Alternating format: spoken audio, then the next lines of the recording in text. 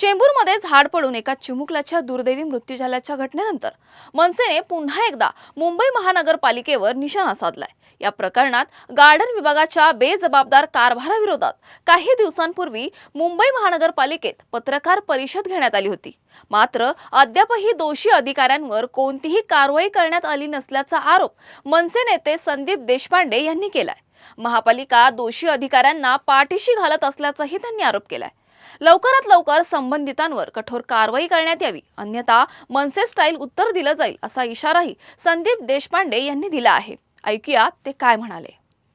आपल्याला माहित असेल तर 2 दिवसापूर्वी मुंबई महानगरपालिकेच्या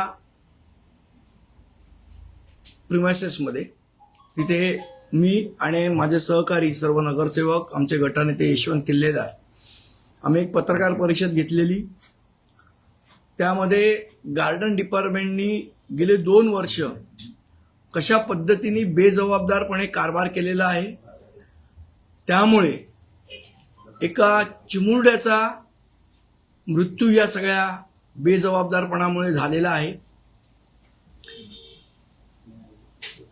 महानगरपालिकेचे कंत्राट वाटणारे जे उद्यान अधीक्षक आहेत त्यांनी टेंडर सुद्धा किती बेजबाबदार पद्धतीने काढलं हेही आम्ही दाखवून दिलं की ज्या झाडामध्ये पोकळी आहे, हे आहे, तिथे सिमेंट कॉन्क्रीट भरा असा अजब सल्ला त्या टेंडरमध्ये देण्यात आला। ज्याला या सगळ्या गोष्टीचं काहीही नॉलेज नाही, काही माहिती नाही, अशा माणसाला गेले 10 वर्षाच्या वर कालावधी उद्यान अधीक्षक म्हणून बसवलंय आणि त्यामुळे या सगळ्या गोष्टी घडतायत। हे सर्वजण जबाबदार आहेत त्याला, जे उद्यान अधीक्षक, त्यांचे जे सहकारी तिथे वर जे बसलेले आहेत ते।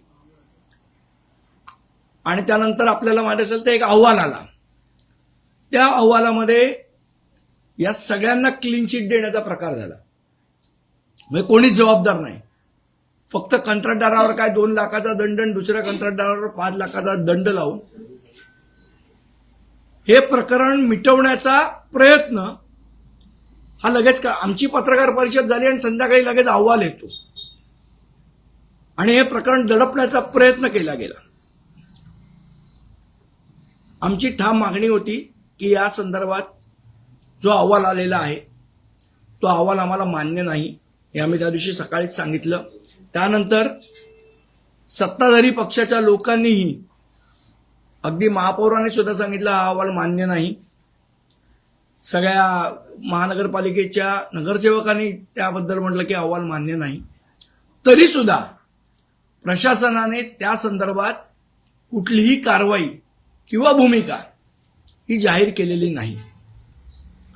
त्यामुळे या सगळ्या गैरप्रकाराबद्दल, या सगळ्या असंवेदनशील वागण्याबद्दल महानगरपालिका प्रशासनाच्या विरोधात महाराष्ट्र नवनिर्माण सेना टोकाचं आणि तीव्र आंदोलन करेल